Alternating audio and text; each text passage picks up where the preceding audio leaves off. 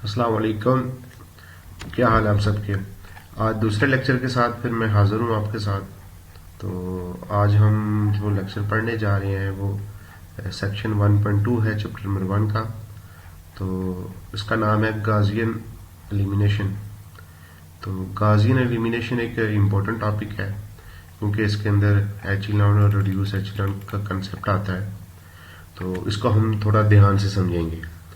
तो इसके अंदर जो बातें हैं वो आपने थोड़ी सी गौर से सुननी है, उनको अंडरस्टैंड करने की कोशिश करनी है। गाजियन के बारे में जैसे आप सारे जानते हैं, बहुत मशहूर एक मैथमेटिशियन है, प्रिंस ऑफ मैथमेटिक्स कहते हैं, वन ऑफ माय फेवरेट है। तो आइलर के बाद ये मेरा सेकंड वन है। हालांकि ये बहुत जीनियस है मगर आइलर भी इससे कोई काम नहीं था। तो बात चलते हैं हम थोड़े से लीनियर सिस्टम को सॉल्व करने के लिए मेथड यूज होता है, सोल्यूशन फाइंड आउट करते हैं। तो जैसे हम लीनियर इक्वेशंस के ऊपर हम पढ़ चुके हुए हैं सेक्शन, तो जिन्होंने उसके बारे में सेक्शन को नहीं पढ़ा तो मैं इस वीडियो की डिस्क्रिप्शन के अंदर नीचे लिंक दे दूंगा, आप उसको पहले देख लीजिएगा, उसके बाद ये आप इस वीडियोस को देखिएगा। तो हम स्टार्ट करते हैं विदाउट एनी वेस्टिंग टाइम। हमारे पास सबसे पहले देखेंगे एचिलॉन फॉर्म क्या होती है। तो एचिलॉन फॉर्म बेसिकली एक एग्जांपल आपके सामने है, इसको हम देखते हैं, इसके बाद फिर इसकी डेफिनेशन की तरफ चलते हैं। कि ऐसी मैट्रिक्स है जिसमें देखें ये 1 है और इसके नीचे सारे के सारे 0 है। उसके बाद सेकंड नंबर कॉलम पे 1 है और उसके बाद सारे के सारे नीचे 0 है। तीसरे कॉलम में फिर 1 है और उसके क्योंकि मजीद रो नहीं है तो ये हमारे पास इस फॉर्म में जब कोई चीज आ जाए जिसमें कॉलम 1 हो और उसके नीचे सारे के सारे हो और नेक्स्ट जो 1 हो वो कह लेंगे पहले कॉलम की निस्बत जो आगे वाला कॉलम है उसमें 1 आए और उससे पहले भी सारे 0 होने चाहिए, ये भी कंडीशन है। जैसे यहाँ पे 1 है तो उससे पहले भी सारे 0 है। तो वेरी नेक्स्ट में हो या उससे वेरी नेक्स्ट में 1 हो, कहीं पे भी हो, मगर ये है कि सेम कॉलम के अंदर सारे 1 नहीं आ सकते, ठीक है ना। तो ये सारे 1 डिफरेंट कॉलम्स के अंदर आएंगे। तो ये कंडीशन सेटिस्फाई करे तो हम उसको कहते हैं कि ये एचिलॉन फॉर्म के अंदर है, ठीक है। तो उसकी डेफिनेशन को थोड़ा चलते हैं, इसी चीजों को समराइज किया हुआ है। तो इसके अंदर एक अगला टॉपिक आता है रिड्यूस एचिलॉन फॉर्म। रिड्यूस एचिलॉन फॉर्म क्या होता है कि ये जो 1 बनते हैं, इन 1 के ऊपर भी अगर सारे के सारे 0 बन जाएं तो हम उस फॉर्म को एक नया नाम देते हैं रिड्यूस रो एचिलॉन फॉर्म। तो मतलब कि हमने रो एचिलॉन फॉर्म जो थी उसको हमने मजीद रिड्यूस करके एचिलॉन फॉर्म बना दी है, ठीक है। तो इसी सारी चीजों को समरी को हम नीचे देखते हैं। If a row does not consist entirely of zeros then the first non zero number in the row is 1, ठीक है। तो एक अगर रो सारी की सारी वो 1 नहीं है, सॉरी 0 नहीं है, तो उसका सबसे पहले नंबर पे आने वाला जो 1 होगा ना उसको हम कंसिडर करेंगे नॉन जीरो नंबर होगा जो भी, ठीक है ना। तो उसको हम लीडिंग 1 कहेंगे, सबसे पहला 1 जो होगा, ठीक है। तो ये एक रो की बात हो रही है, मतलब कोई भी एक रो जो नॉन जीरो होगी उसका पहला जो 1 होगा उसको लीडिंग 1 कहेंगे। तो आप जो शाम सीरीज की बुक पढ़ेंगे उसमें लीडिंग 1 की बात नहीं वो करता, एनी नॉन जीरो नंबर की बात करता, वहां पे डेफिनेशन थोड़ी सी डिफरेंट है। तो आपने परेशान नहीं होना, डजंट मैटर, क्योंकि किसी भी नॉन जीरो नंबर को 1 बनाया जा सकता है सिंपली डिवाइड करके, तो इससे कोई खास फर्क नहीं पड़ेगा। इसी तरीके से अब हम दूसरी कंडीशन की तरफ चलते हैं कि if there are any rows that consist entirely of zeros then they are grouped together at the bottom of the matrix. अगर ये एक हमारे पास मैट्रिक्स हो उसके अंदर कोई सारी की सारी रो एक 0 बन जाए, सिंपली आप उसने नीचे ले आए। एक से ज्यादा भी रोज होंगी वो सारी की सारी आपने लास्ट एंड पे लिख देनी है रोज में, बाकी सारी नॉन जीरो रोज को आपने ऊपर लिख देना है, ठीक है। तो तीसरी क्या है जी, इन एनी 2 सक्सेसिव रोज, ये एक रो है, सॉरी ये एक रो है, इसके साथ ही नीचे दूसरी रो है, सक्सेसिव रोज, ये इसका मतलब ये है एक के बाद एक जो आ रही होती है। ये पहले नंबर और ये तीसरे नंबर वाली सक्सेसिव रोज नहीं होंगी, ये दूसरी और तीसरी सक्सेसिव होंगी या पहली और दूसरी सक्सेसिव रोज होंगी, ठीक है। That do not consist entirely of zeros, ठीक है ना। इनमें से कोई भी सारी की सारी जीरोज नहीं होगी, क्योंकि अगर वो होगी तो दूसरी कंडीशन अप्लाई करके हम क्या कर लेंगे, उसको सबसे पहले नीचे 0 में लिख देंगे। तो सबसे पहला स्टेप याद रखना है कि आपके पास अगर मैट्रिक्स हो, मैट्रिक्स में देखना है क्योंकि इंटायरली 0 मैट्रिक्स तो नहीं है, आपके पास है तो उसको सिंपली क्या करें, बॉटम में लिख दें सबसे पहले, ठीक है। तो अगर हाँ आपके पास दो सक्सेसिव रोज हैं जिनमें से do not consist entirely of zeros, the leading one in the lower row occurs farther, दूर, अवे, ठीक है ना, टू द राइट साइड के अंदर, then the leading one in the higher row. वही बात इसको आसान अल्फाज में बताने लगा। कहते हैं कि अगर आपके पास दो सक्सेसिव रोज हैं और दोनों नॉन जीरो हैं, तो जो दूसरी रो के अंदर 1 आ रहा है ना पहले नंबर पे, ये फादर होना चाहिए, दूर होना चाहिए, अवे होना चाहिए, राइट साइड पे होना चाहिए। राइट साइड पे कितना होना चाहिए, उससे वेरी नेक्स्ट कॉलम में हो, उसके अंदर हो, इसके अंदर, ये नहीं बात हो रही। ये हो रही है कि कम से कम एक कॉलम उससे दूर होना चाहिए। जैसे ये देखें, ये दूसरी रो में ये 1 है, ये राइट साइड पे है पहले कॉलम के 1 से।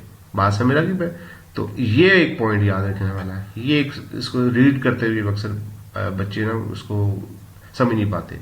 तो यहाँ पे जो सेकंड रो में 1 है वो पहली रो के 1 से राइट साइड पे होना चाहिए। मतलब कि ये दोनों 1 एक ही कॉलम के अंदर नजर नहीं आना चाहिए, मुख्तलिफ होने चाहिए, डिफरेंट कॉलम्स की जगह पे होने चाहिए। Each column that contains a leading one has zeros everywhere else in that column, ठीक है। तो ये रिड्यूस रो एचेलॉन फॉर्म की बात हो रही है। Each column that contains leading one, leading one से मुराद ये है कि जब भी ये लीडिंग वन है, इसके नीचे और ऊपर हर मतलब कि ना इसके ऊपर नीचे क्या होने चाहिए, सारे के सारे जीरोज होने चाहिए।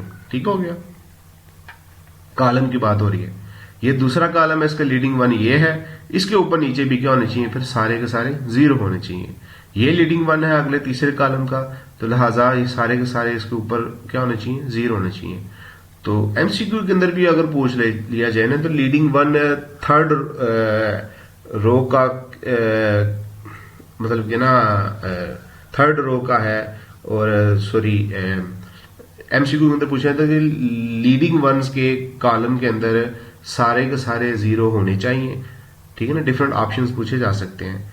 तो यहां से आपने थोड़ा माइंड में रखना है कि ये वाली जो कंडीशन है ये रिड्यूस रो एचेलॉन फॉर्म की है, रो एचेलॉन फॉर्म की नहीं है। ठीक है ना, ये अक्सर कंफ्यूजन क्रिएट करने के लिए आपको लिखेंगे। बाज एमसीक्यूज ऐसे आते हैं ना जिसके अंदर डिफरेंट स्टेटमेंट्स दी होती हैं कि which of the following is wrong about row echelon form.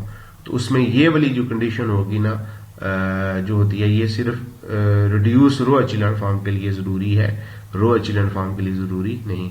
तो ये एमसीक्यूज की स्टेटमेंट के मुताबिक हम फिर इजीली फैसला कर लेंगे।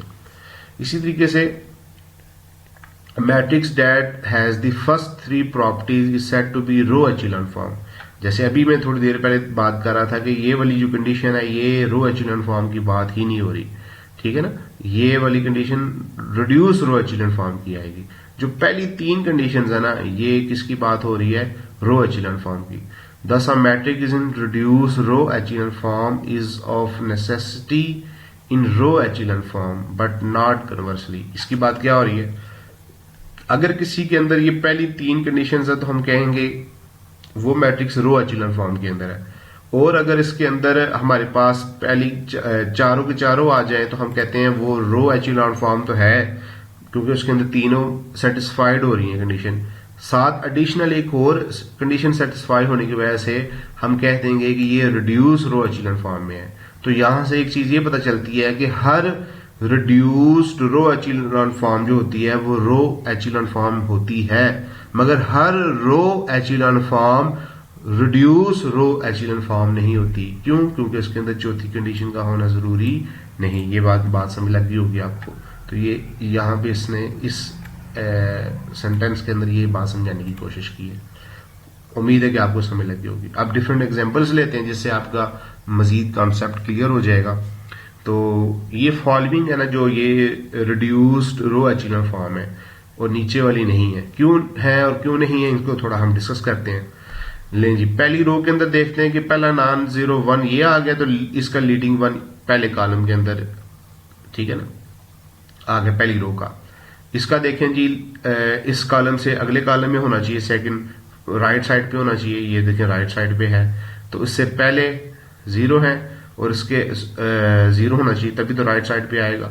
तो इसके ऊपर नीचे क्या है, 0 है, और इसके 1 के नीचे भी 0 हैं, लिहाजा ये कंडीशन सेटिस्फाइड है कि 1 आगे भी है, उसके ऊपर नीचे 0 भी है, और नॉन जीरो रो भी कोई नहीं है ऐसी जो नीचे हम लिख दें। ठीक है, तो तीसरी कंडीशन ये है कि यहाँ पे भी 1 है और उसके ऊपर सारे के सारे 0 हैं, तो लिहाजा ये रिड्यूस रो एचेलॉन फॉर्म की चारों की चारों जो कंडीशंस हैं उसको सेटिस्फाई कर रहा है। ठीक, इसके अंदर भी देखें तो आइडेंटिटी मैट्रिक्स हमेशा रिड्यूस रो एचेलॉन फॉर्म के अंदर होती है। ये 100 मतलब ये ना आपके पास जो जब भी कोई एग्जाम्पल ना आ रही हो तो आपने फौरन कोई आइडेंटिटी मैट्रिक्स दे दें। ठीक है, इसी तरीके से आप यहां पे आपका कंसेप्ट थोड़ा सा अच्छा मजीद क्लियर होगा। आप देखेंगे कि ये पहला कॉलम 0 है तो डजंट मैटर, कोई ऐसे मसले वाली बात नहीं। 2 रोज भी सारी की सारी देखें जीरोज हैं, तो सबसे पहले तो रोज का नीचे होना जरूरी है। अगर जीरोज वाली रो आ जाए पूरी की पूरी, उनको एट द एंड होना जरूरी है। अगर नहीं है तो आपकी वो फॉर्म एचेलॉन फॉर्म के अंदर नहीं होगी। ठीक है ना, ये याद रखना, नीचे है दैट्स इट, मतलब ये कंडीशन सेटिस्फाई होगी। अब ये जरूरी नहीं होता कि पहले कॉलम के अंदर ही आपका 1 आ जाए, ये बात आपने माइंड में रखनी है। अक्सर बच्चे यहां भी कंफ्यूज हो जाते हैं कि यहाँ पे 0 आ गया तो लिहाजा तो एचेलॉन फॉर्म ही कोई नहीं। एचेलॉन फॉर्म की कंडीशन ये है कि पहली रो के अंदर देखते हैं पहला नॉन जीरो जो नंबर हो वो 1 होना चाहिए। आप देखेंगे इसके अंदर ये पहला नॉन जीरो रो 1 आ गया, लिहाजा ये इसका लीडिंग 1 आ गया। ठीक है, इसके नीचे वाली के अंदर देखेंगे कि वो इसके नीचे 1 नहीं होना चाहिए, बाकी राइट साइड पे जहां मर्जी आ जाए। बाज ये भी समझते हैं कि सर 1 है तो अगला 1 इधर ही आना चाहिए, ये भी जरूरी नहीं है। जरूरी ये है कि वो राइट साइड पे हो, और मगर जब भी वो आए तो वो पहला नॉन जीरो जो नंबर है वो 1 होना चाहिए, ये कंडीशन है। यहां पे अगर 2 होता तो फिर ये एचेलॉन फॉर्म के अंदर नहीं था। ठीक है, क्योंकि यहां पे अब 1 है तो लिहाजा ये एचेलॉन फॉर्म के अंदर है, क्योंकि इसके ऊपर नीचे भी 0 है, इससे पहले भी सारे 0 हैं, और ये इस कॉलम के राइट साइड पे है। ठीक है ना, ये एचेलॉन फॉर्म की कंडीशन सेटिस्फाई हो रही है।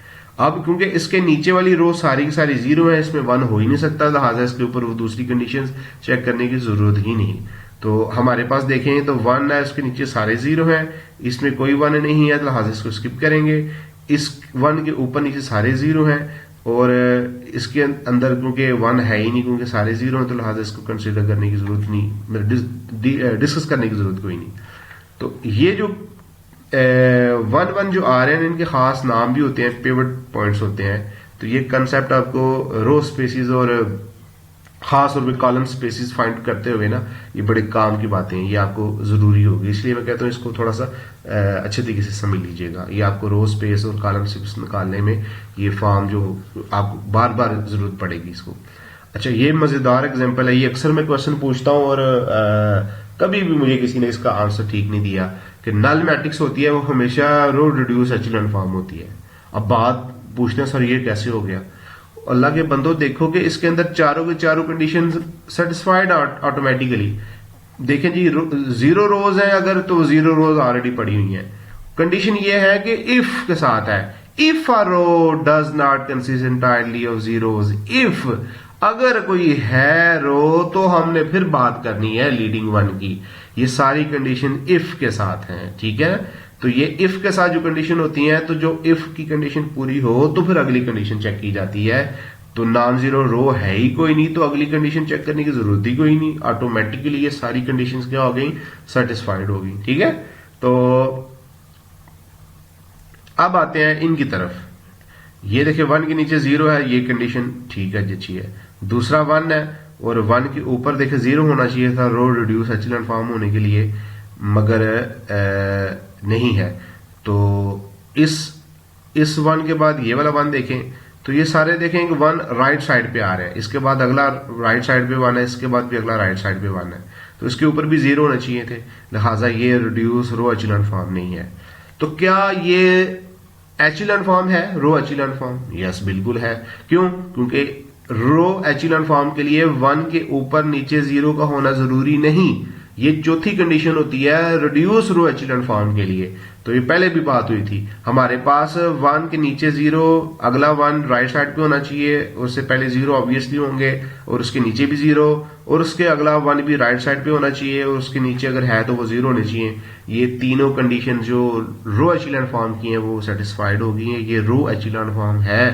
मगर क्योंकि इन 1 के ऊपर सारे 0 नहीं है, लिहाजा ये रिड्यूस रो एचेलॉन फॉर्म नहीं है, पहली बात हो गई। ठीक है, तो यहां पे भी ये देख लें, the matrices are in row echelon form है but not reduce row echelon form, तो ये माइंड में रखने वाली बात है। अब देखें इसके अंदर भी ये कंडीशन है कि इस 1 के ऊपर 0 नहीं है, लिहाजा ऑटोमेटिकली कंडीशन वो सेटिस्फाई नहीं हुई रो रिड्यूस एचेलॉन फॉर्म वाली, मगर एचेलॉन फॉर्म है क्योंकि 1 है, इसके अगला 1 इसके राइट साइड पे और उसके नीचे 0 है, तो ये एचेलॉन फॉर्म की कंडीशन सेटिस्फाइड हो गई है। इसके अंदर देखेंगे इसका पहला नॉन 0 1 इधर आ गया, कोई बात नहीं, पहले नहीं आया तो इधर आ जाए, कोई मसला नहीं, ये ठीक है। इससे अगला अगली रो के अंदर राइट साइड पे है, फिर एचेलॉन फॉर्म की कंडीशन सेटिस्फाई होगी, मगर रो रिड्यूस एचेलॉन फॉर्म की कंडीशन नहीं है क्योंकि इसके ऊपर 0 नहीं बना हुआ, लिहाजा रो रिड्यूस एचेलॉन फॉर्म नहीं है। अगला देखें तो इसके अंदर नहीं है तो कोई बात नहीं, इसके एंड वाले नंबर पे है तो ठीक है। इससे राइट साइड पे होना चाहिए जहां मर्जी वो हो, ये एक चीज है याद रखने वाली। ठीक है, तो ये हमने थोड़ा डिटेल में इसलिए किया है इस चीज को क्योंकि ये बार बार आपकी यूज होगी आगे, तो इसको मैं थोड़ा डिटेल में चीज को करना चाह रहा था। आगे मूव करते हैं, ये जनरल टाइप के, इससे आपके थोड़ा कंसेप्ट मजीद अच्छा हो जाएगा। More on row echelon and reduce row echelon forms के ऊपर है। तो कहते हैं example illustrate a matrix in row echelon form has zeros below each leading one, whereas a matrix in reduce row echelon form has zeros below and above, ये दोनों की बात हो रही है, दोनों चीज में होती है लीडिंग। दस with any real number substituted for the stars all matrices of the type are row echelon form है। अब देखेंगे इन्हीं मैट्रिक्स का नीचे फॉर्म बन जाएगी रिड्यूस फॉर्म रो एचेलॉन फॉर्म के लिए।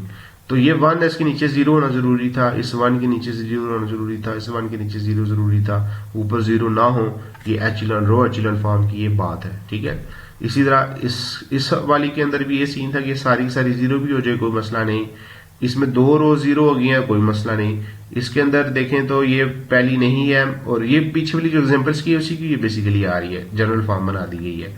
तो ये 1 है, फिर अगला इधर है, फिर ये है, और इसके अंदर जहां मर्जी आए मगर आना चाहिए वो पहला नॉन 0 जो हो वो 1 ही होना चाहिए।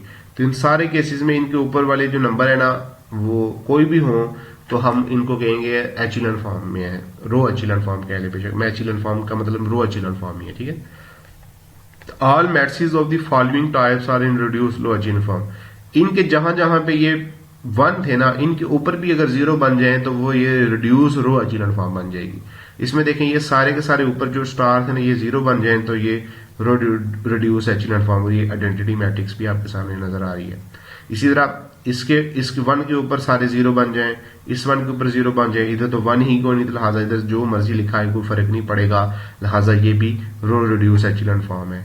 इसी तरह इस 1 के ऊपर भी 0 है, इधर क्योंकि 1 ही कोई नहीं, लिहाजा इधर जो मर्जी आ जाए स्टार की जगह पे नंबर्स, लिहाजा ये क्या है रो एचेलॉन फॉर्म है, रिड्यूस रो एचेलॉन फॉर्म है। एचेलॉन फॉर्म तो है ही है, मगर एडिशनली क्योंकि इनके 1 के ऊपर 0 है और नीचे भी 0 है तो रो रिड्यूस एचेलॉन फॉर्म आ गई है। ठीक है, तो बिलो तो 0 होंगे ही, असल बात है अबव 1 0 होना चाहिए, इसलिए इसको देखें टैलिक करके उन्होंने लिखा हुआ है, अबव बात हो रही है।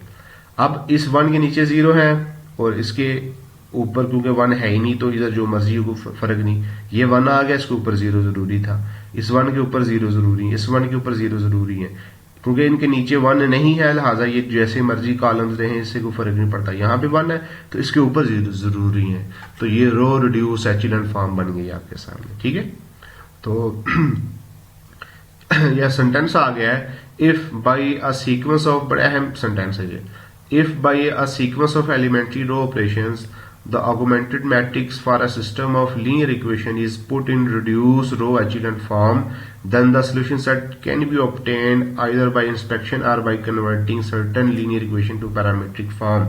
ये मतलब कि ये बताना चाह रहा है कि ये जो हमने अभी एचेलॉन फॉर्म के बारे में जो चीजें पढ़ी हैं ऐसी नहीं पढ़ ली कि ये एचेलॉन फॉर्म होती हैं, ये इसलिए की है कि ये हमारे जो सोल्यूशन फाइंड आउट करते हैं उसमें बड़ी हेल्पफुल होती है। हम जो एचेलॉन फॉर्म और रिड्यूस रो एचेलॉन फॉर्म के अंदर जब चेंज कर लेते हैं ना, तो हमारा system of linear equation simplest form में होता है और वहां से हमारा सोल्यूशन निकालना बहुत ईजी होता है। इसलिए ये रो रिड्यूस रो एचेलॉन जो फॉर्म है ये बड़ी ही इंपॉर्टेंट है। ठीक है, तो अब एग्जाम्पल की तरफ आते हैं, यूनिक सोल्यूशन की तरफ। तो मैं हमेशा ये कहता हूं कि जब भी आपने एग्जाम्पल्स पढ़नी है तो आपने कॉपी पेंसिल पास रखना है। तो मेरा ये जो मकसद है पढ़ाने का वो ये है कि आप सारे माशाल्लाह बीएससी एमएससी ग्रेजुएट और कुछ एमफिल पीएचडी होंगे और वो इजीली ये चीजें समझते हैं। कोई हल्की फुल्की आपकी रिवीजन की जरूरत है तो वो पॉइंट मैं कर रहा हूं, अदरवाइज मैं अज्यूम करता हूँ कि आपको ये बुनियादी अलजबरा तो आता ही है और आपने कॉपी पेंसिल से करना है। ये मैं क्लासेस बिल्कुल उन लोगों के लिए नहीं ले रहा जो पहली दफा अलजबरा पढ़ रहे हैं। ठीक है, उनके लिए अलग से जब लेक्चर्स सीरीज एक बनेगी जिसमें हर चीज हैंड रिटन होगी, वो एक अलग मामला है। ठीक है, अच्छा जी, अब मुद्दे की तरफ आते हैं। अब यहां पे देखें तो ये सारे 1 1 तरतीब से आ रहे हैं, इसके ऊपर नीचे जीरोस हैं, ये रिड्यूस्ड रो एचेलॉन फॉर्म है। तो ये जो आखिरी वाला वेरिएबल है ना, इसको हम अगर हम 1 2 3 4 नाम दे दें तो ये आखिरी को लिखा होगा ऑगमेंटेड मैट्रिक्स। तो इसका मतलब लास्ट कॉलम जो होगा वो कांस्टेंट टर्म्स होंगे। तो वेरिएबल कितने होंगे, 1 2 3 4 तक होंगे। तो ये क्योंकि इसके ऊपर सारे जीरो हैं पहले और ऊपर नीचे भी, और ये अकेला है तो x4 क्या होगा 5, x4 5 है और यहाँ पे x3 0 है और ये x2 -1 है और x1 3 है। तो ये सारे तरतीब से लिखे हुए हैं और ये सोल्यूशन आ गया, ये यूनिक सोल्यूशन है।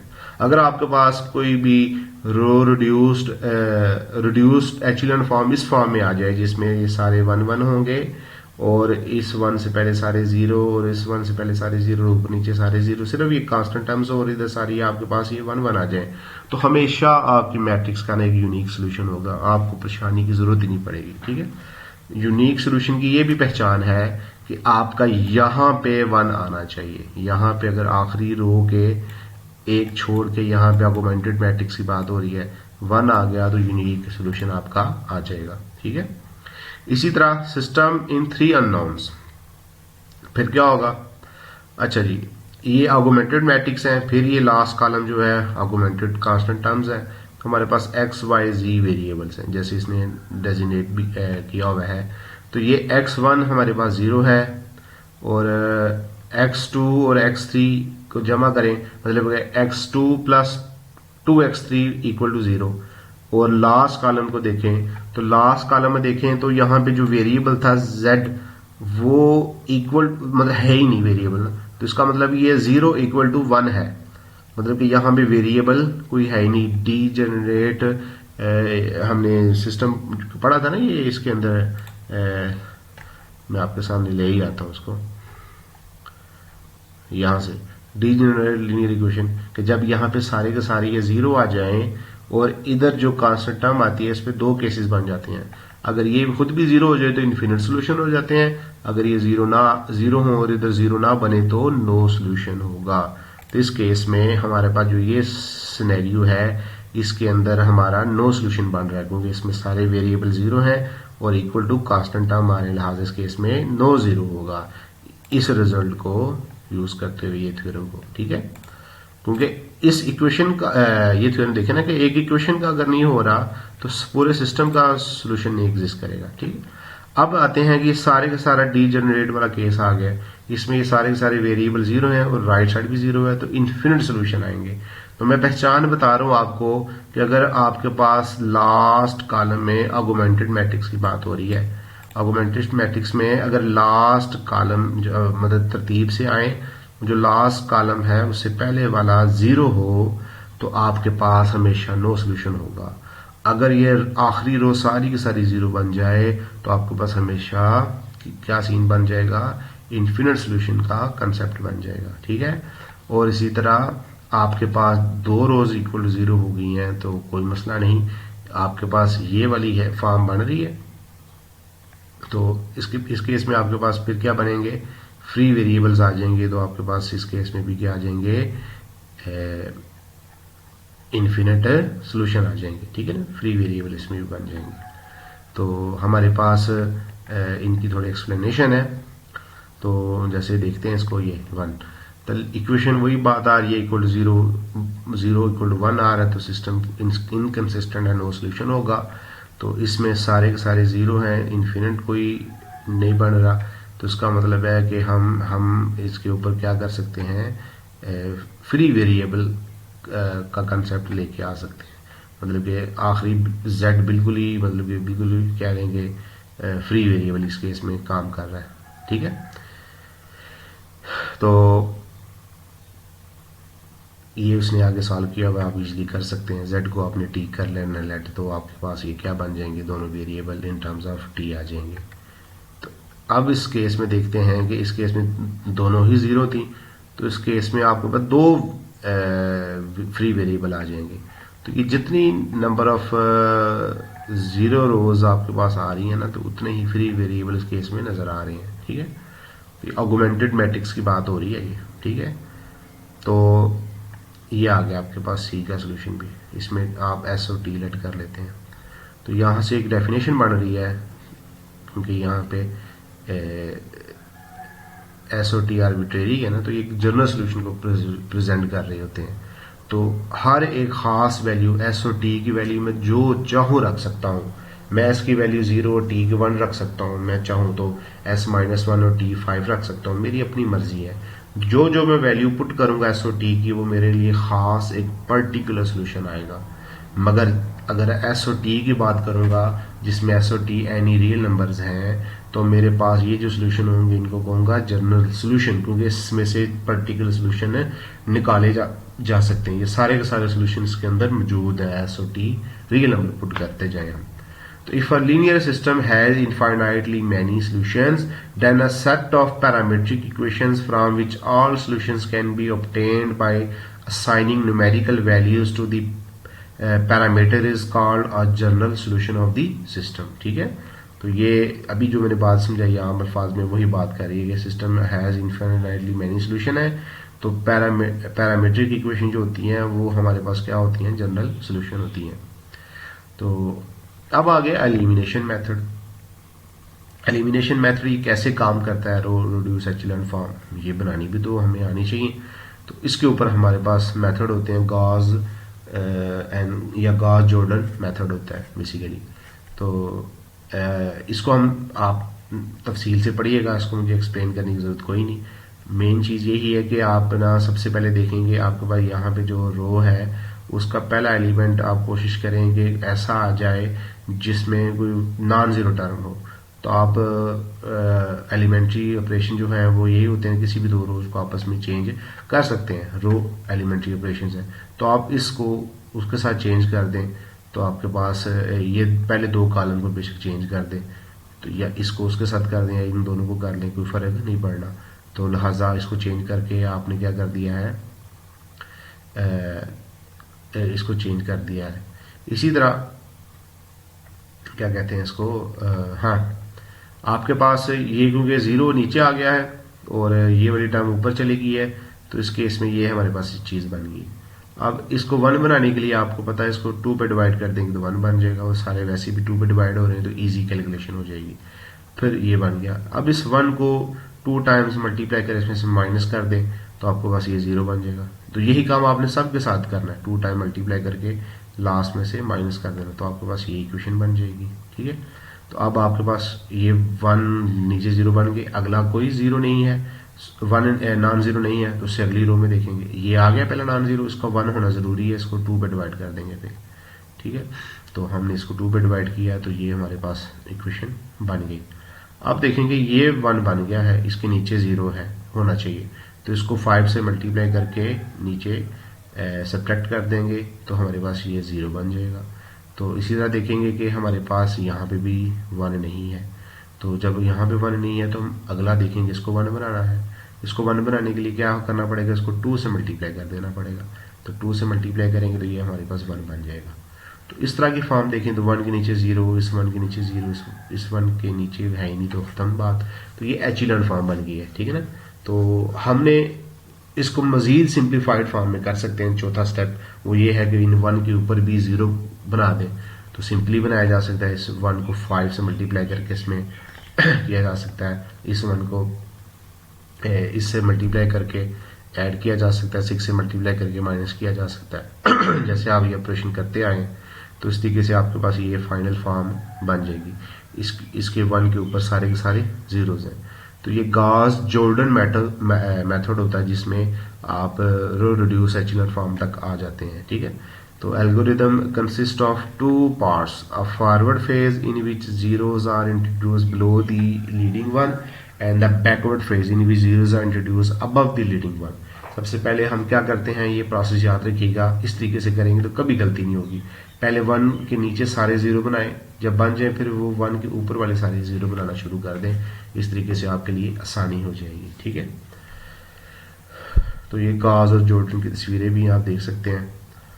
तो हमारे पास ये Gauss and Jordan method apply हुआ है। उम्मीद है कि आप इसको खुद अप्लाई करके सीख लेंगे, सिर्फ आपकी अंडरस्टैंडिंग के लिए है। ठीक है, इतने लंबे चौड़े क्वेश्चन नहीं आते, मगर क्योंकि आगे हमें इसकी जरूरत पड़ेगी तो आप प्रैक्टिस कर लेंगे तो आपके लिए ज्यादा अच्छी बात है। तो अब आ जाती है होमोजीनियस इक्वेशन। पहले हम देख चुके थे, तो अब हम इसको एक नए अंदाज से देखेंगे। तो a system of linear equation is said to be homogeneous if, अगर ये सारी की सारी ये जो कांस्टेंट टर्म्स थी जीरो हो जाए। ठीक है, तो अब क्यों हम इसको थोड़ा सा सेपरेट लिखे इसको देख रहे हैं, क्योंकि इसमें बड़ा मजेदार बात है। आपने सिस्टम पढ़े थे ना नॉन होमोजीनियस, उसके अंदर हमेशा 3 केस होते हैं। आपके पास ये होता है कि आपके पास यूनिक सोल्यूशन होता है, या नो सोल्यूशन हो सकता है, या इनफाइनाइटली मैनी सोल्यूशन हो सकते हैं। जैसे हमने डिटेल में पहले लेक्चर के अंदर ये चीजें डिस्कस की थी। तो अब यहां पे ऐसी क्या चीज है, यहां पे ऐसी चीज है क्योंकि ये सारे के सारे जीरो हैं, तो ये लेफ्ट साइड में ये सारे कांस्टेंट अगर मैं जीरो पुट कर देता हूं ना, तो मेरे पास एक ट्रिवियल सोल्यूशन है पक्का, मतलब कि बगैर सोचे हमारे पास एक फौरी तौर पे एक आंसर आ रहा है। अगर हम सारे कांस्टेंट जीरो कर दें तो इक्वल जीरो आ जाएगा। तो ये ट्रिवियल सोल्यूशन इसको कहते हैं कि मौके के ऊपर ये क्या कहने कि सारे को ना वो कर लेगा। इसका मतलब ये हुआ कि ट्रिवियल सोल्यूशन एग्जिस्ट कर रहा है, इसका मतलब एक सोल्यूशन जिसका आ जाए तो वो सिस्टम कंसिस्टेंट हो जाता है।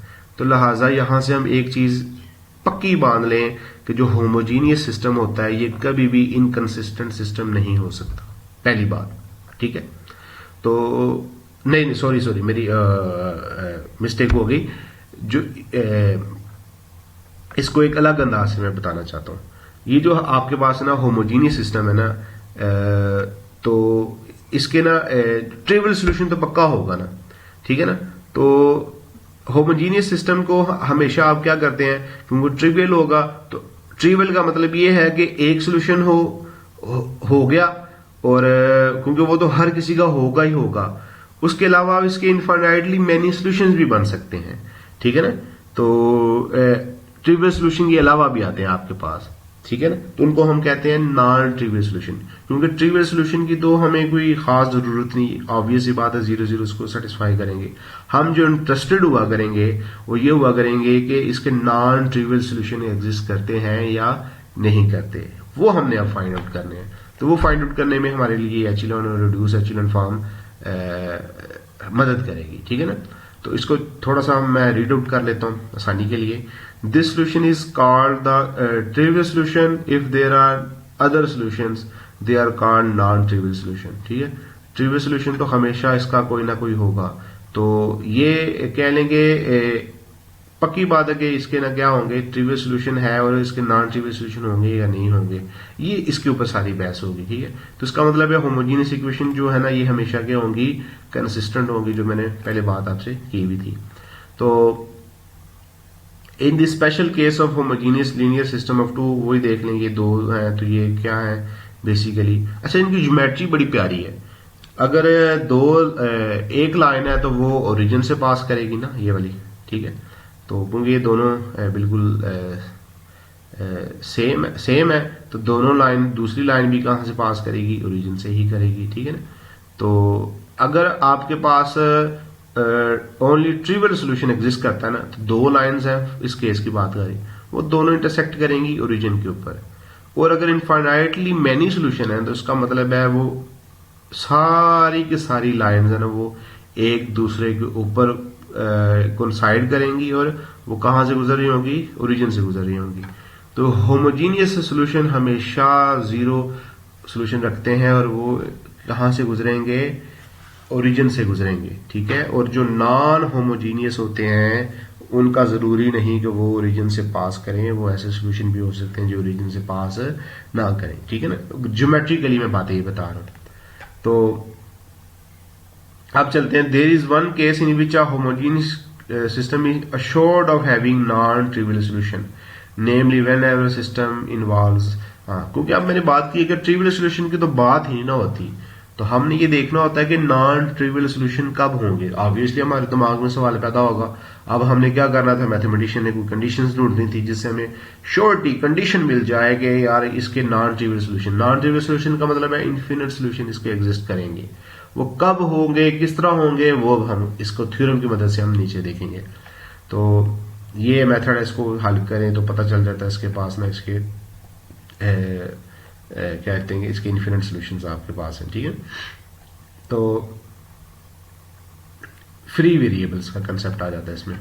तो फ्री वेरिएबल्स क्या होते हैं कि फ्री वेरिएबल वही है ना जो हम लेट कर लेते हैं, ये आर एस टी जो जीरो बन जाते हैं ना सारे सारे, मतलब इसको हल करते हुए हमारे पास x1 को हम दूसरे वेरिएबल्स में एक्सप्रेस कर रहे हैं, तो हमारे पास x2 की वैल्यू नहीं थी और x4 की वैल्यू मतलब प्रॉपर फॉर्म में x3 को x4 में एक्सप्रेस कर लिया, x6 जीरो है, तो हमारे पास x5 x4 और x क्या कहते हैं इसको 2 ये लेट हो गए सारे, ठीक है। तो इनको लेट करके जो हम सिस्टम निकालते हैं, जैसे पहले भी डिस्कस किया था, ये हमारे पास फ्री वेरिएबल्स होते हैं और हमारे पास जनरल सोल्यूशन बन जाता है इसका। तो इसके अंदर जो बातें याद रखने वाली वो ये हैं कि elementary row operation do not alter columns of zeros in a matrix. ये बड़ी अहम पते वाली बातें हैं। एलिमेंट्री रो ऑपरेशंस होते हैं ना, जो 3 होते हैं बेसिकली, तो वो कभी भी जो कॉलम्स ऑफ जीरोज होते हैं ना इन मैट्रिक्स, उसको कभी भी चेंज नहीं करते। So the reduce row echelon form of augmented matrix of a homogeneous system has a final column of zeros, ठीक है। तो इसका मतलब ये है कि हमारे पास जब होमोजीनियस सिस्टम होता है तो उसकी ऑगमेंटेड मैट्रिक्स जब हम बनाते हैं तो लास्ट जो कॉलम होता है ना वो हमेशा ही जीरो रहेगा, क्योंकि row reduce echelon form zero column को कभी भी चेंज नहीं करती। This implies that the linear system corresponding to reduced row echelon form is homogeneous just like the original system, ठीक है। जैसे पहले वाला होमोजीनियस था तो सारे ऑपरेशन करने के बाद जो रो रिड्यूस एचेलॉन फॉर्म आती है वो भी होमोजीनियस ही रहती है। वो होमोजीनियस क्यों रहती है, अब ये बताया है कि लास्ट कॉलम उसका हमेशा क्या रहेगा, जीरो का जीरो रहेगा, ठीक है।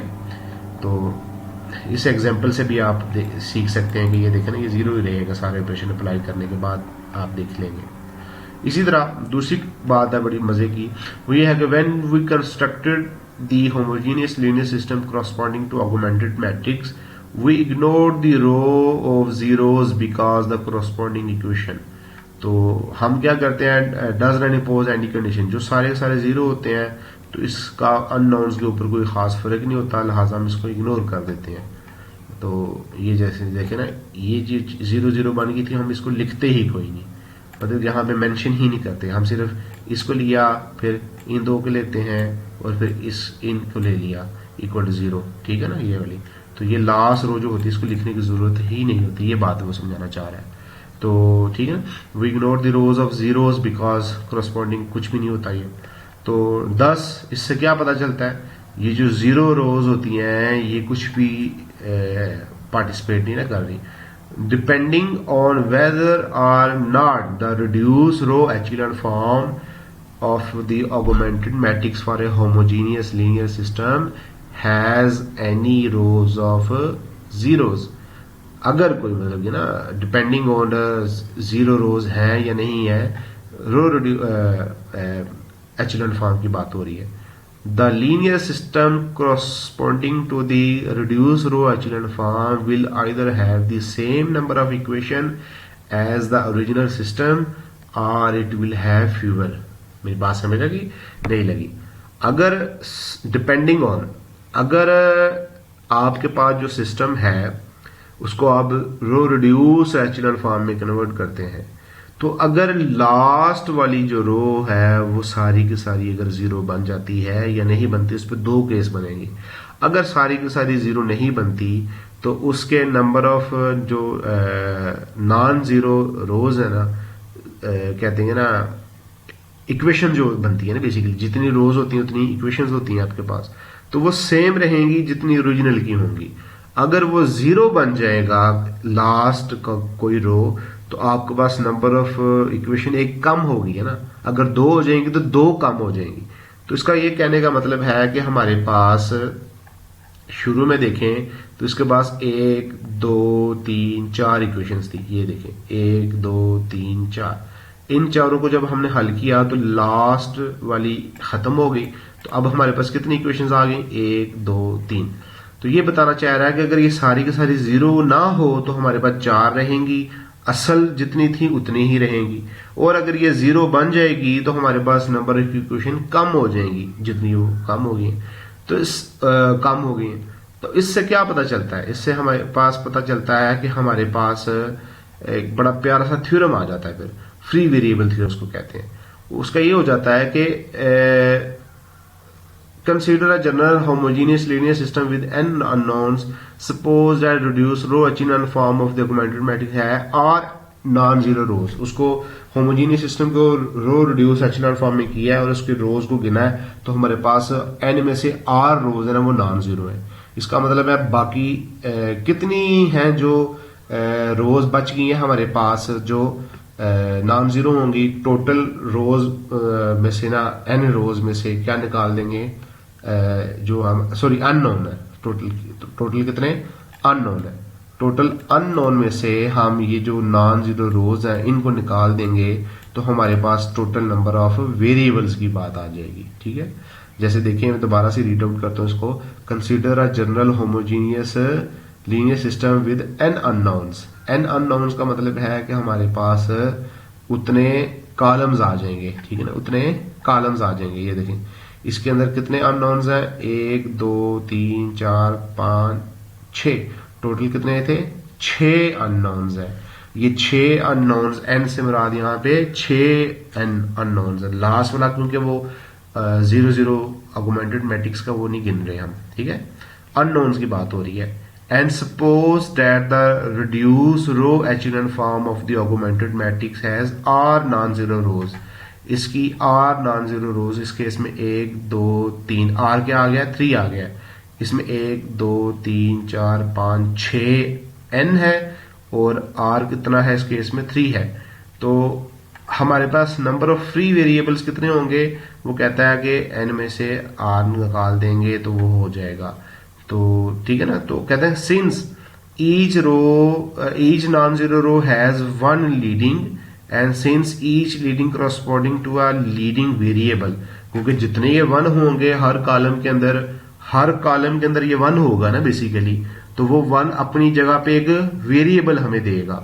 तो इसका मतलब है जितने भी ये लीडिंग वन होंगे ना कॉलम्स के अंदर वो हमें एक एक वेरिएबल देंगे। ठीक है, तो रो रिड्यूस एचेलॉन फॉर्म के अंदर ऑगमेंटेड मैट्रिक्स के अंदर must have r leading variable, क्योंकि आर वो रोज हैं जो नॉन जीरो है। मेरी बात समझने वाली है।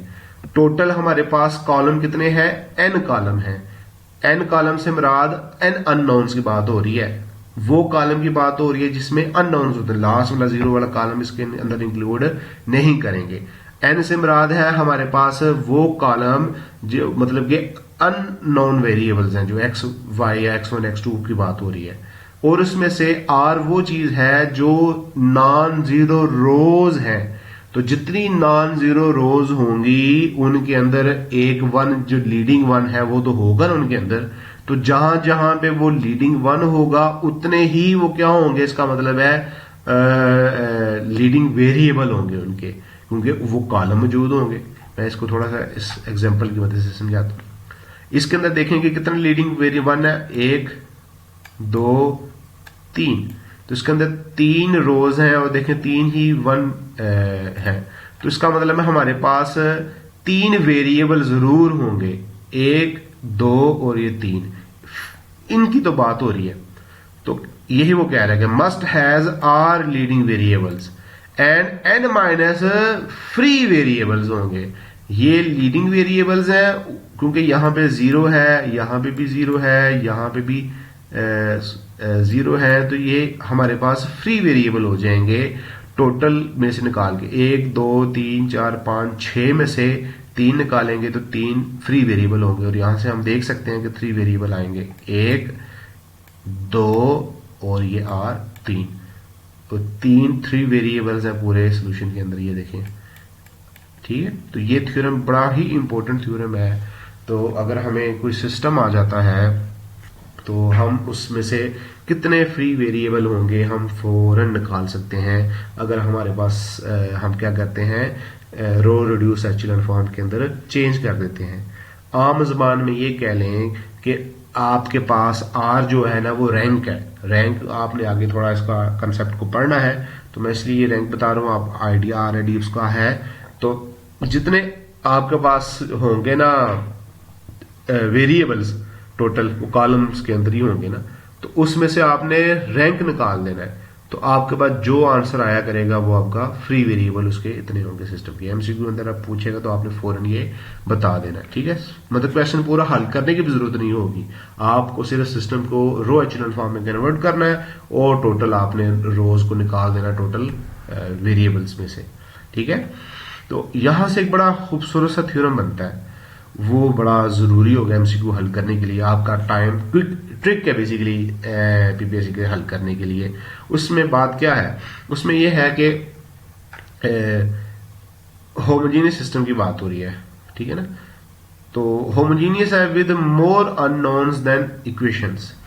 ठीक है, अगर has specifically if a homogeneous system has m equations in n rows और m छोटा है n से, मतलब कि आपके पास कह लेंगे n है ना जो अननोन्स है, उसमें से अगर 5 है उसमें से कह लेंगे आपके पास ना जो है ना 3 है ना जो इक्वेशंस बच जाती हैं, 3 इक्वेशंस होती हैं। तो 5 से क्योंकि वो 3 छोटा ही है इस केस में, तो then it must also be less than r this. क्यों? क्योंकि जितनी ये इक्वेशंस होंगी, बात हो रही है ना इक्वेशंस की, तो वो बेसिकली नॉन जीरो रोज की तो बात हो रही है। तो नॉन जीरो रोज की बात हो रही है इस तरीके से। मैं थोड़ी सी ना इसको एग्जांपल के तौर पे समझाता हूं, यहां से देख लें। वो ये कहना चाह रहा है कि हमारे पास अगर हमारे पास 1 2 3 है ना आपके पास इक्वेशंस बन रही होती हैं, तो अगर आपके पास ये इक्वेशंस होती हैं और यही बेसिकली क्या होती है, नॉन जीरो रोज की बात हो रही होती है ना, तो जितनी इक्वेशंस होंगी n अननोन्स में, और अगर वो इक्वेशंस अननोन से कम हो, ये कंडीशन याद रखिएगा, क्योंकि आपके पास जो सिस्टम होता है उसकी शेप मुख्तलिफ होती है ना, कॉलम रोज चेंज होंगे तो चेंज हो जाती है।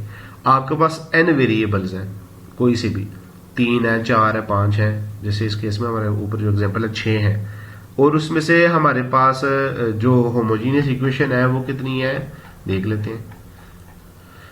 ये देखिए इसको, ये सिस्टम था 1 2 3 4 5 6 वेरिएबल है और कितनी इक्वेशंस है 1 2 3 4 है।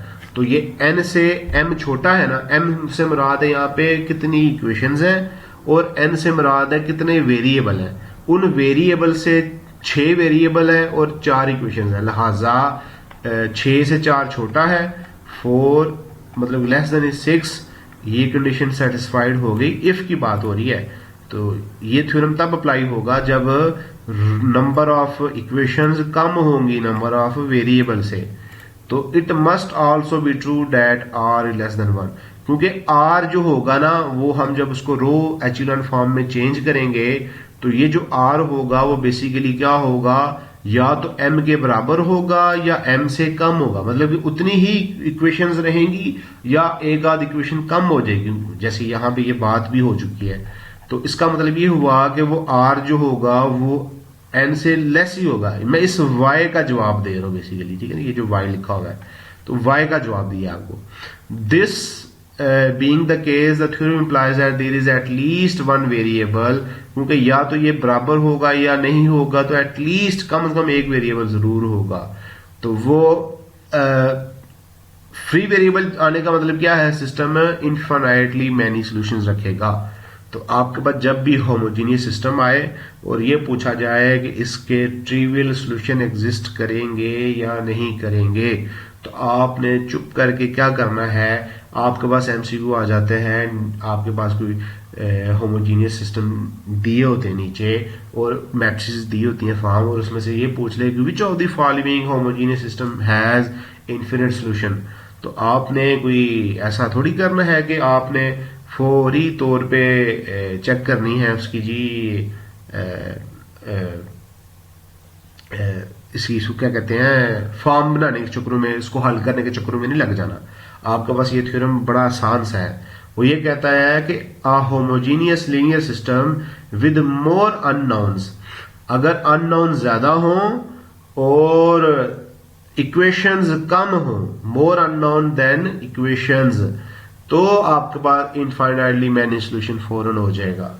ज्यादा की बात गारंटी नहीं हमें देता, ज्यादा की गारंटी नहीं दे रहा, ज्यादा हो तो हमने फौरन निकालने हैं उसको प्रॉपर तरीके से, मगर इस केस में गारंटी दे रहा है कि हमारे पास अननोन टोटल गिनेंगे कितने हैं इक्वेशंस के अंदर, 5 या 6 हैं, फिर आप देखेंगे इक्वेशंस कितनी है।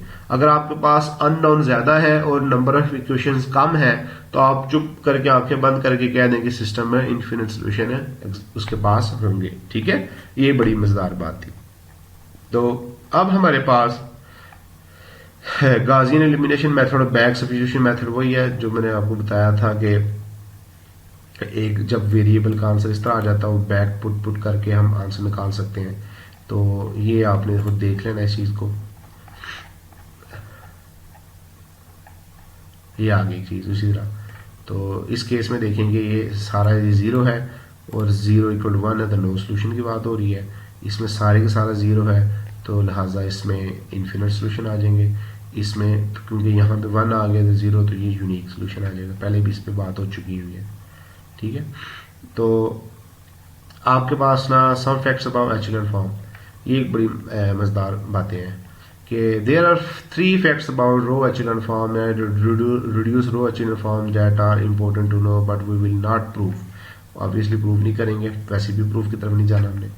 Every matrix has a unique reduced row echelon form, that is regardless of whether you use Gauss-Jordan elimination or other technique। आम ज़बान में ये कह लें कि reduced row echelon form किसी भी मैट्रिक्स की यूनिक होगी, जो उनसी मर्जी टेक्निक अप्लाई कर ले, पहले किसी को 0 बना दें, किसी को 1 बना दें, जिस तरह मर्जी कॉलम को रोज को एडजस्ट कर लें, पहले रख लें, दूसरे रख के आपके ऑपरेशन चेंज हो जाएंगे ना।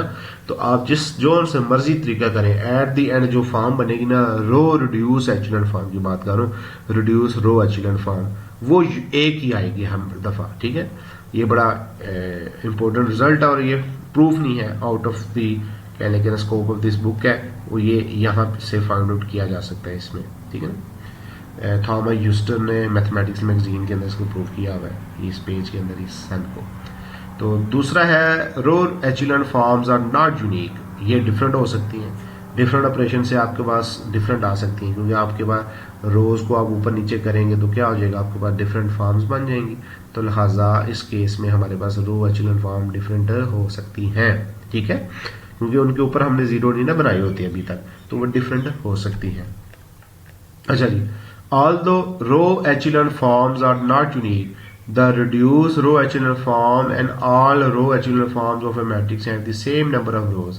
कहते हैं कि बेशक एचेलॉन फॉर्म्स और रो एचेलॉन फॉर्म जो होती हैं वो डिफरेंट यूनिक नहीं होती, मतलब मुख्तलिफ होती हैं, मगर उनके नंबर ऑफ नॉन जीरो जो रोज होंगे ना वो सेम रहेंगी, बेशक शक्ल मुख्तलिफ हो। इसी तरह रिड्यूस रो एचेलॉन फॉर्म करने से भी कोई एक आध रो खत्म नहीं हो जाती, सेम रहती हैं। ये एक बड़ी खूबसूरत सी बात है। इसलिए तो रैंक जब आप फाइंड करते हैं ना, रिड्यूस रो एचेलॉन फॉर्म तक जाने की जरूरत ही नहीं पड़ती, आप एचेलॉन फॉर्म तक करें तो रैंक फाइंड हो जाता है आपका। ठीक है, तो ये पिवट पोजीशन जो होती है ना, ये आपको कॉलम स्पेस जब फाइंड आउट करेंगे तब बड़ी मजेदार होगी, तब जरूरत पड़ेगी। जितने भी ये आपके पास एचेलॉन फॉर्म के अंदर मौजूद होते हैं ना, ये वाले जिनके ऊपर भी 0 0 हों, ठीक है ना, तो इनको कहते हैं पिवट पॉइंट्स। ठीक है, तो क्या कहते हैं, those are called pivot points. तो हमारे पास पिवट पॉइंट्स इसके अंदर से निकाले जा सकते हैं। इसने सारे एचेलॉन फॉर्म में चेंज किया है। ये पिवट पॉइंट है, ये वाला पिवट कॉलम है और ये वाला पिवट कॉलम है। ठीक है ना, ये एचेलॉन है या रिड्यूस एचेलॉन फॉर्म में है, कोई फर्क नहीं पड़ता इससे। तो ये हमारा आज का लेक्चर था। थोड़ी एग्जांपल्स के ऊपर, एक्सरसाइज के ऊपर हल्की सी नजर मार लेते हैं और आपको टास्क देते हैं ये। तो इसके अंदर देखते हैं कि ये जी क्या है, कहते हैं इनमें से कौन सी रिड्यूस रो एचेलॉन फॉर्म है और कौन सी नहीं है। तो ये रो रिड्यूस एचेलॉन फॉर्म है। अगर मैं कहता हूँ ना रो रिड्यूस एचेलॉन फॉर्म, इसका मतलब वो एचेलॉन फॉर्म होगी। ठीक है, क्योंकि इसके ऊपर सारे 0 0 हैं, इसके ऊपर भी 0 है, इसके नीचे भी 0 है। रो रिड्यूस एचेलॉन फॉर्म है ये। इसमें देखें जी, पहला ये 1 है, उसके नीचे 0 है, अगला 1 राइट साइड पे, उसके ऊपर नीचे 0 है। ये रिड्यूस रो एचेलॉन फॉर्म है जी, फिर लिहाजा एचेलॉन फॉर्म भी है ये। ठीक है, ये 1 के नीचे 0, 0 के ऊपर 1, रो रिड्यूस एचेलॉन फॉर्म है ये भी। इसी तरह 1 के नीचे सारे 0, इसके 1 के ऊपर नीचे 0। ये 1 पिवट पॉइंट नहीं है, लिहाजा इसका कंसर्न नहीं है। ये पिवट पॉइंट है, लिहाजा इसके ऊपर नीचे 0 होने चाहिए। ये रो रिड्यूस एचेलॉन फॉर्म है, ये रो रिड्यूस एचेलॉन फॉर्म है। पहले भी बताया था कि 0 लाल जो मैट्रिक्स होती है वो ऑटोमेटिकली होती है। इस 1 के नीचे 0 है, मगर इस 1 के ऊपर 0 नहीं है, लिहाजा ये रो एचेलॉन फॉर्म नहीं है। इसी तरीके से आप इनको भी देख लीजिएगा। तो क्वेश्चन आगे फिर आ गया कि 3 to 4 आर्गुमेंटेड मैट्रिक्स हैं, तो system has been reduced by virtual equivalent solve system. ये खुद कर लीजिएगा। ये x मतलब इसको कह लेंगे x z कह लेंगे इक्वल टू 5 है, बैक सब्स्टिट्यूशन करें तो हो जाएगा। तो इसी तरीके से ये जरूरत वाले नहीं है, इतने इम्पोर्टेंट नहीं है। ये वाले इम्पोर्टेंट है, ये वाले। अच्छा जी, अब आता है कि यहाँ पे कि आर्गुमेंटिव सिस्टम कंसिस्टेंट है या इनकंसिस्टेंट है। मैं चलो कुछ हल करके देखता हूँ। मैंने आपको बताया था कि यहाँ पे 1 आ जाए तो इधर जो मर्जी हो हमेशा यूनिक सोल्यूशन होगा, हमेशा यूनिक सोल्यूशन होगा। तो ये कंसिस्टेंट है। ठीक हो गया। यहाँ पे एंड पे 0 आ जाए, ऊपर जो मर्जी हो, आपके पास फिर क्या हो जाएगा, कंसिस्टेंट हो जाएगा, क्योंकि इन्फिनिट सोल्यूशन आ जाएंगे। ठीक है, तो यहां पे 1 और इधर 0 आ जाए, नो सोल्यूशन, लिहाजा इनकंसिस्टेंट सोल्यूशन है। ठीक है, अच्छा जी, अब यहां पे बात थोड़ी सी मुख्तलिफ है, क्योंकि इसमें देखें तो ये 1 था, इसमें 1 नहीं है, इसमें स्टार है। तो ये रो जो है ना, ये पंगा डाल सकती है, क्योंकि यहाँ पे स्टार की जगह पे कोई भी नंबर लिया जा सकता है ना। तो अगर मैं यहाँ पे 0 ले लूँ तो ये रो 0 हो जाएगी, तो लिहाजा यहाँ पे तो नो कह लेंगे इन्फिनिट सोल्यूशन आ जाएंगे। और अगर यहाँ पे ये मैं क्या ले लेता हूँ, 1 ले लेता हूँ और यहाँ पे 0, तो फिर क्या हो जाएगी बात, यहाँ पे क्या कहते हैं इसको, नो सोल्यूशन हो जाएगा। ठीक है, तो इस केस की जो बात है ना आपके पास, ये मसला करेगी आपको फिर। तो ये इसलिए हम यहाँ पे कोई इनकंक्लूसिव सा है, हम इसके बारे में कुछ कह नहीं सकते। मतलब कि यहाँ पे अगर हम कह लेंगे 0 रखते हैं तो इन्फिनिट सोल्यूशन है, और यहाँ पे अगर हम 1 रख लेते हैं तो वो भी क्या कि RS केस में हमारे पास नो सोल्यूशन की बात आ रही है। सॉरी, इधर 1 की बात नहीं हो रही, कहाँ पे कर सकते हैं हम,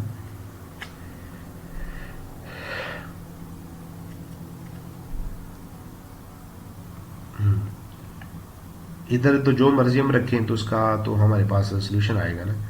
तो इधर अगर हम रख लेते हैं 0 तो इन्फिनिट आ जाएंगी, ये ऊपर चली जाए नीचे आ जाएगी, इन्फिनिट हो जाएंगे। ठीक है, और इसी तरह अगर हम यहाँ पे 1 रख लेते हैं तो हमारे पास 1 0, ये ऊपर 1 0, तो ये 1 0 1 0, ये दो इस तरह की चीजें बन जाएंगी। तो क्या बन जाएगा हमारे पास,